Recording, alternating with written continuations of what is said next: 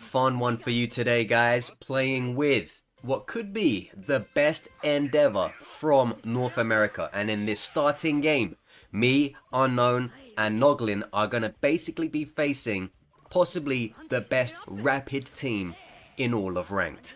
Because they are very, very good players and they do not want to lie down. Look at the way this Eater is moving. Not only are we against probably the best 3 rapid squad I've ever seen before in this match, but we spawned right next to them as well. So it's going to be down to me, Unknown, who is a great All Might, and again, potentially, as far as he said, the best endeavor in North America.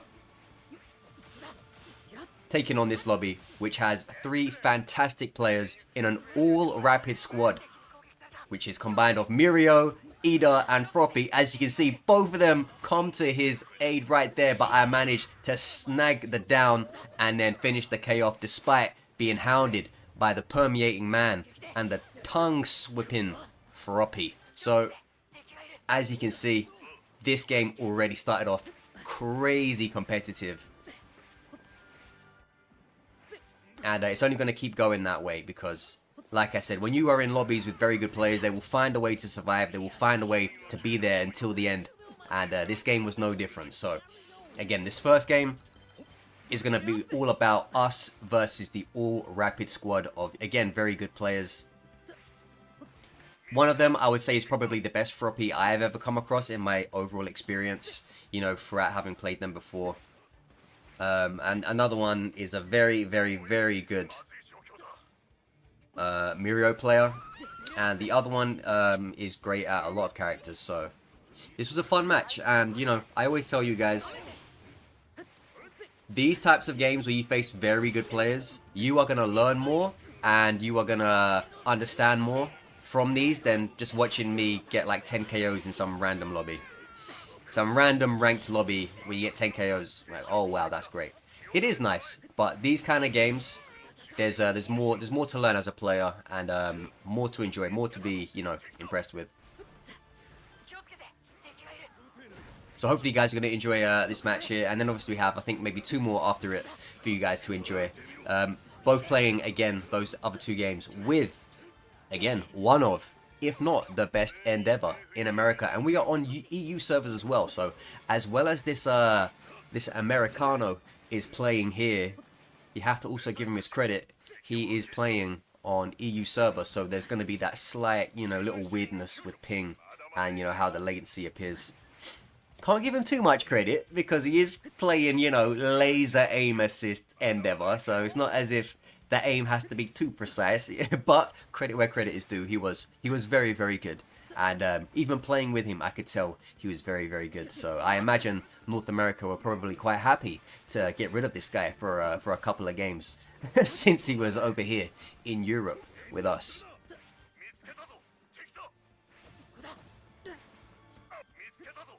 But yeah, again, make no mistake, Unknown is also you know, a very top class player. So, you know, I was very thankful to be able to run in this squad with these guys. So unfortunately, we managed to take out the leader of the all-rapid elite squad, but we unfortunately lost the other 2. So they could be anywhere right now in this replay. They could be anywhere.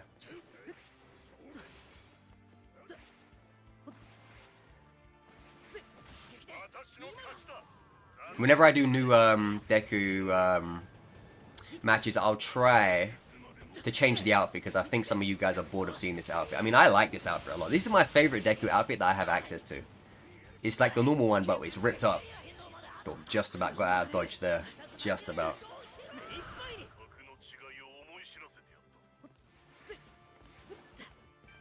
In some games, I'm sure you guys will understand this as well. In some games, I feel like I am the distraction. You know, it's just everyone's trying to beat the hell out of me, and my 2 teammates are just getting all these free shots on my opponents, and I'm there with like, you know, just all the bruises to show for it. And they're like, "Yeah, we had a great game." I'm like, "Yeah, you had a great game." It's because no one was looking at you. Everyone was trying to beat my goddamn backside. I was paying YouTube attacks. That was a very nice shield up there. He got it right in the nick of time. Yeah, you guys will never understand YouTube attacks. You know, it's like being Imagine, you know those games you've had once where you felt like, man, that guy focused me. That's how almost every game I ever play feels for me. Every single game, there's at least one or two teams that are just kind of like, hey, I know that guy, I want to kill that guy, and I'm like, come on, man, don't be like that. It's really it is tough to deal with, but again, we work through it. We work through it. We work through it. And so as you can see here, you know, we're keeping out whenever we see, you know, this Froppy or this Mirio, we're trying to zone in, hound them, because again, when you are a very, you know, a very strong squad, you want to get any other strong squad out of the game immediately. I took the opportunity here to make sure that All Might stayed in the game.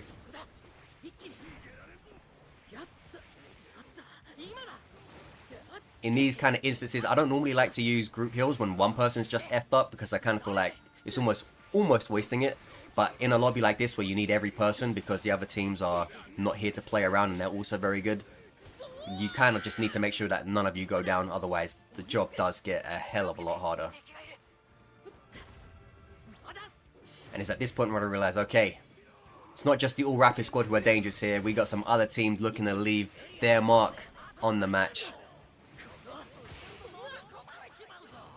And through all that, you also got to remember they're All Rapid team, they aren't going nowhere. They know we're a threat just as much as we know they're a threat, you know. It's kind of like the battle of power versus the battle of cheesiness, you know. Except with Froppy, like, Froppy I've got no problem with in terms of how she operates. Like, if you're good with Froppy, I'll hold my hands up and say you are an absolute savage. But, you know, Mirio's kind of questionable right now. Ida's been questionable since day one.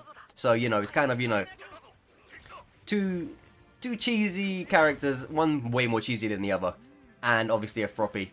So you can't take it for granted.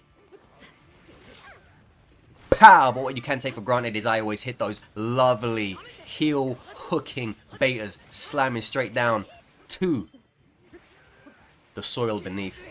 So there's another one out of the way. But again, you know, cheesiness aside on some characters, it doesn't take away from the fact that these players are very, very skilled. So, you know, again, credit where credit is due. It's not as if our team doesn't have a bit of that on its side as well. You know, have to be completely honest. You know, Endeavor's got that that alpha, which is absolutely crazy with console. Again, on PC, I know it might not be the same, but with the console aim assist, you know, things are slightly different over here for some characters.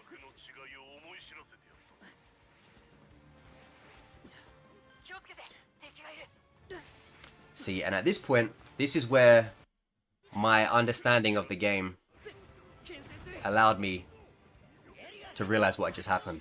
Now, in that far corner, there was a golden box. It was on the map. The golden box then disappeared from the map. As I went over to the golden box disappearing on the map to see what had happened, I see the Mirio, who is a part of the All Rapid Elite Squad, coming towards the direction of his down teammate. What would be the reason for the All Elite Rapid Mirio to go towards the direction of his down teammate if he did not get the resurrection card from the golden box? That allowed me to then say, okay, I know where he's going. And I went to the corpse site of the Froppy, who I put down, which was on his team, which he no doubt was trying to pick up the token of, so he could then use the revive card, to get them back, thus bringing his team back into the game. But my interference, going over there, putting it on him, giving him that extra pressure, that basically caused him to die in the zone, because that extra time he had to stand in there to evade my attacks and take my attack is what caused him to go down. So through my observation there, my perception of what was happening, and able to put 1 + 1 + 1 = 3, I was able to interrupt the resurrection of that team, bringing them back to a full 3. So right now, only the Ida, who has been revived recently by them, is currently in the game. And now all we have to do is just try and clean up and basically, you know, stick to the fundamentals and make sure we don't do anything silly. And then we can have this game in the palm of our hand. So again, it always pays. There was no real reason for me to have to keep an eye on that golden box in the corner, but I did anyway, because I knew that the team who was the biggest threat to us, they would have an interest in that, and I saw them take that interest. And from that, as I explained to you before, we was able to identify what they wanted to do, and once we identified what they wanted to do, well, I identified what they wanted to do, I was able to interrupt it and effectively put a pin in that comeback, which may or may not have changed the entire face of the game. So, again, very, very good team. Respect to those guys. They were a fantastic all-elite Rapid squad. So, you know, claps to those guys. And, you know, GG's to my teammates. GG's to the lobby. That was a fun one. Very high-level game there between two teams trying to wrangle control of a lobby. And thankfully, we came out on top. Hopefully, you guys enjoyed that breakdown, the assessment, and the action that came within.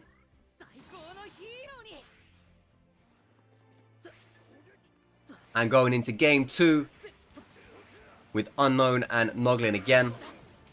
Straight in there with the action.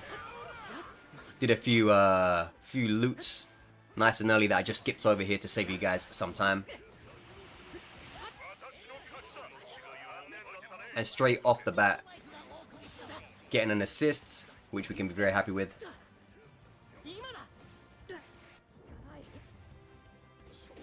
For like when you face Mirios, or you know a Mirio's about, you just have to be very very cautious. 2 assists straight off the bat. Good start for us.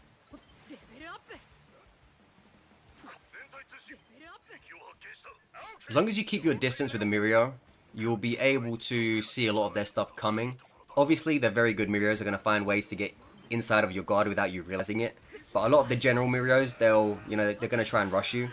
So as long as you keep that distance on them, they won't be able to like zoom in on you with like that lock-on alpha. Primarily because you're not going to be close enough for them to do it. As long as you always keep your distance. If you're a close range character, then you can't really follow that advice because you're going to need to get close. So, you know, that's a bit different. But if you're a mid to longer range character, just try to keep your distance. And if you are at a distance, that's when you basically have the time to check, you know, to see if they're going to be doing their basically, you know, their what do you call that, their charge up alpha. Because when they're doing their charge up alpha, that's when you got to say, okay, I got to anticipate this and I got to move out of the way. But because they're going to be further away, in theory it means you have more time to react and see it coming. So that's why it's kind of good if you keep your distance from the Mirios. They're not going to be close enough to hit you with their basic alpha, which is like really, you know, tracky and quicker. And obviously the longer one, if they're forced to do that, because they're going to be further away from you, as long as you have your eye on them, you're going to be able to plan a roll to get out of that direction.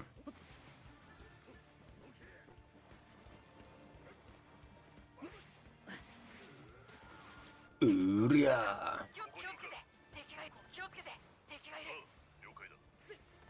Whenever I start getting hit by knives, my brain is like, if I can't see from where it's coming from, my brain first is like, is that a toga or is that a twice? And then I say to myself, hang on a minute. It's not good news either way, is it? Normally you can say, okay, well I hope it's one and not the other, but typically it's not good either way. Typically it's not good either way.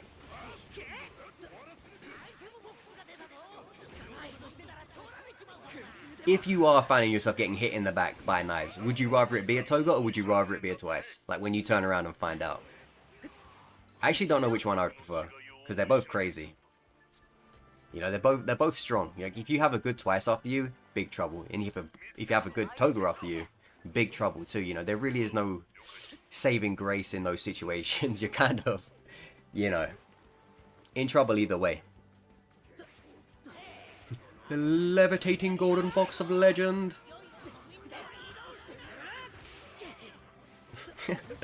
If you missed it, you missed it. But it did look so stupid. I wish it was like rotating in the air. Then it would have truly looked like something special. Man, he came through like Clark Kent. The way he flew towards me there. Kind of worried at first. I was like, damn. Is it a bird? Is it a plane? Oh wait, it's Mirio.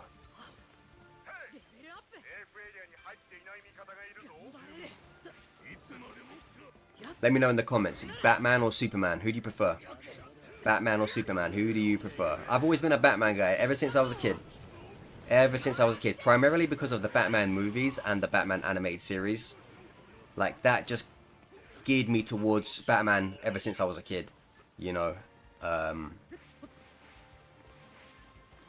I think in a way, Batman is, if you like kind of like, you know, dark material, like slightly more edgy, gritty stuff, I think a lot of, not everyone obviously, but I think a lot of people have Batman to, you know, thank or blame for that, because I realized I like a lot of, you know, the grittier heroes, the darker heroes, you know, the more, you know, the superhero things that deal more with the seedy underbellies of crime and all of that stuff. And that really, I think, came from watching and appreciating Batman from a young age rather than watching things like Superman in comparison. Whereas, you know, that's all a bit more like Avengers-y and all that kind of Justice League and all that, you know, sort of stuff.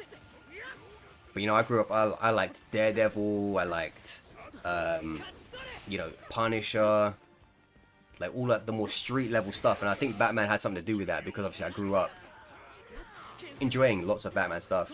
And I think it translates, you know, to a lot of things, you know, a lot of darker material. Not that Batman is the darkest sort of, you know, fiction around, but, you know, it's definitely a good entrance to define your taste in that direction from an early age if you did watch a lot of Batman.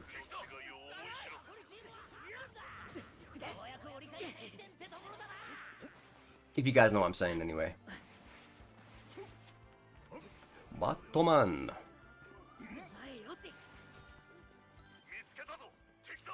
With these two guys on your team, you just have to expect getting a lot of assists and not a lot of KOs.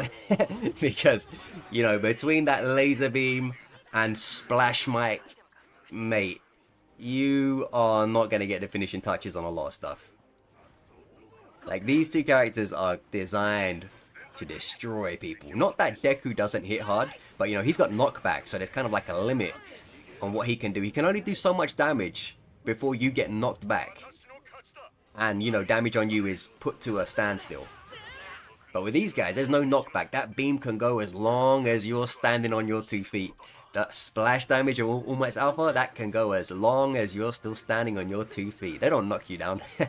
So it's kind of like, you know, one of those things. They can very easily just, you know, pick you on those kills, which is why I got 8 assists right now. Not that I mind. It's just pointing it out. It's just kind of interesting, isn't it? That was a good shot, that. That would have been another good shot. I just couldn't reach that far. Feel bad for that shigaraki. That's what a lot of people say Red Deku hits too hard, but that's what they don't understand. You can only do so much damage before someone will get knocked down. But with other characters, that's not the case. Deku's never really gonna melt you in one go because he can't. Because he can only do like a maximum of like, you know, 200, 250 damage, and then that's it, done for him. You're gonna get knocked down and you have a chance to retaliate, escape, whatever. But an All Might an All Might Endeavor Mount Lady, as you saw with that Shigaraki who was doing the grab on me, they were able to hit him for as long as they wanted while he was doing that thing. And he was not going to get knocked back, which means they could take him from full to 0 with no interruption.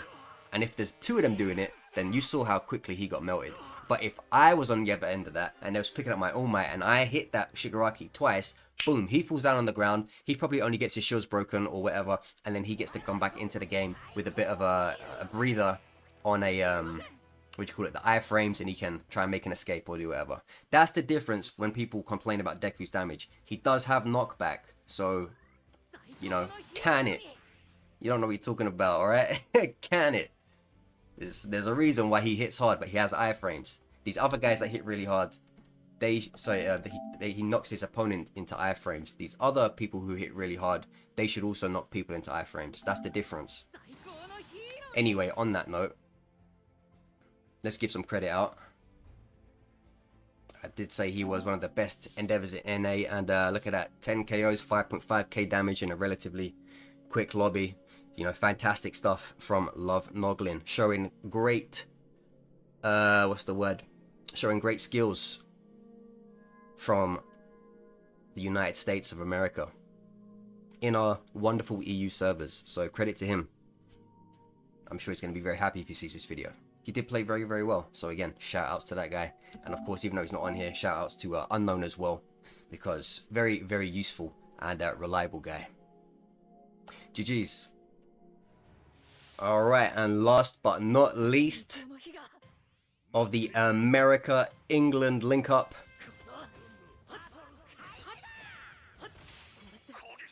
Too far away, Andy. Can't reach me with that beam from there. Look at that. Projectile dysfunction. Look, that's not gonna work either. That's not gonna work either, buddy. That's not gonna work either. But you have to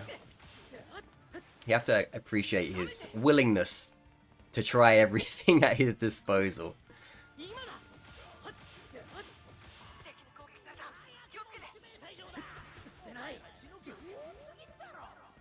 How dare she?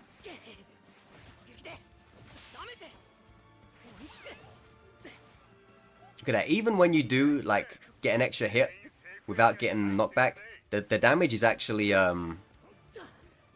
nerfed. So that last hit, that should have done like 100, but instead it just did 15. So even when you do get an extra hit that maybe you shouldn't have gotten from, you know, the course of Deku's like alphas into knockback, that hit that you probably shouldn't have gotten, it will only do like 15 damage, 20 damage, something minor to make up the rest of what you've already gotten. So again, just for you guys, oh, Red Deku hits too hard. He hits hard, I'll give you that. But like any character that hits hard, they should allow you knockback frames, which he does. And when you do get an extra hit or two that you probably shouldn't have gotten as the Deku, within like that small amount of time of doing the alphas, it doesn't give full damage on that last one. In fact, it most of the time gives like pitiful damage on that last one. So yeah, just again, not to say he isn't strong, he is strong. But like I said, he's strong, but he's not cheesy. He's strong, but he's not cheesy. Look at that. He's wondering, what the hell am I doing in a European server? Playing with a filthy Brit. And then he decided, you know what, we're gonna keep doing it. And he started moving again. And you got All Might over there with his Optimus Prime armor, looking like a transformer. Muma.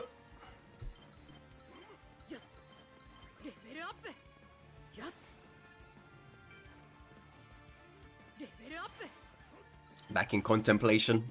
Endeavor. Why are we here? Just to suffer. He's like, did I leave the stove on at home?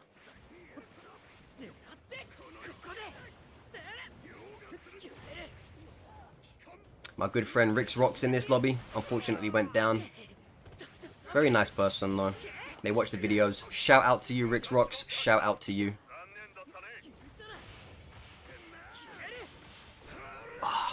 So unfortunate that they went down before I could get that hit. That would have been a truly legendary axe kick. A truly legendary axe kick.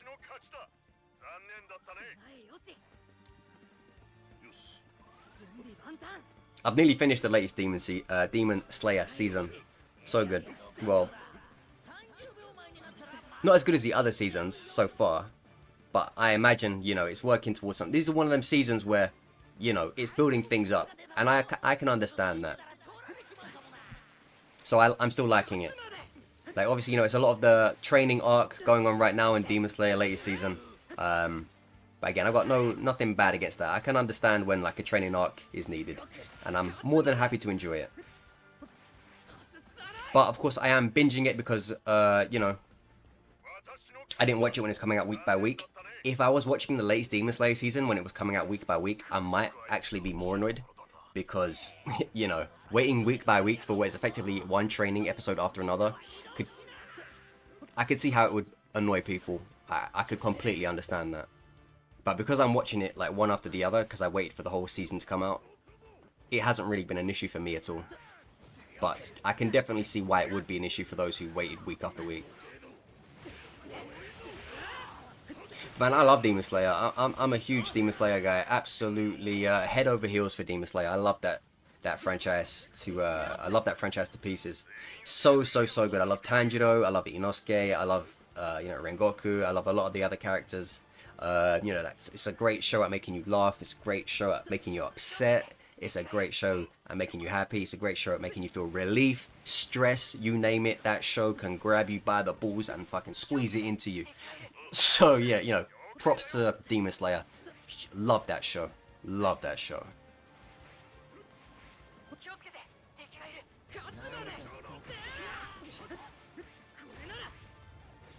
Yarunara!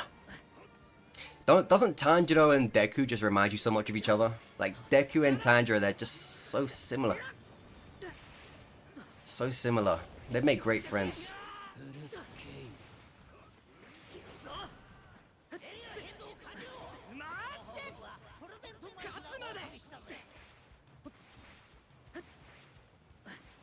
I will also clarify what I said earlier. To be quite fair, the tracking on Deku's ground beta when he's near someone is kind of nonsense. I will be fair on that. The tracking on Deku's ground beta is kind of nonsensical. Like I will actually admit that. But my thing for that is, it's not nearly as nonsensical as some of the other tracking in the game. It's not as nonsensical as Strike Derby's tracking. It's not as nonsensical as Twice's Gamma tracking. It's not as nonsensical as, you know, Ida's beta tracking. Like, there's far more nonsensical stuff in the game. That's why I think, you know, in comparison, it's not that bad at all. And again, the range is far more limited in comparison to those other ones. So yeah, I think Deku's beta tracking is pretty nonsense when you do it from the ground. In the air, there's no tracking. It's just, you know, you either get it or you don't. But on the ground, it does have strong tracking. I will say that. But the range is not ridiculous the way some of the other stuff is. So, you know, in the process of being fair of my my analysis of Strike Deku, I will say like that part there is probably, you know, as cheesy as his kit gets, and even then it's like half the cheese of the cheesiest stuff. So I'm not gonna crucify him over it. You might want to crucify him over it, but I won't. He's my boy, Deku.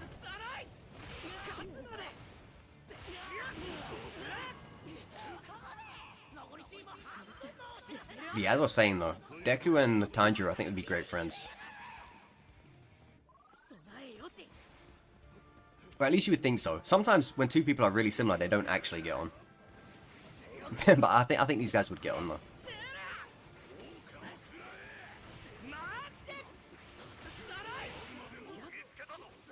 Tanjiro telling Deku all about his breathing techniques. Deku like noting it all down in his little notepad, murmuring to himself about how the breathing techniques work and if it would work for one for all, and you know, all of that kind of stuff. You can just see it, can't you? Look at that. In this game, the #1 heroes didn't take too many of my KOs this time. I managed to get a few for myself.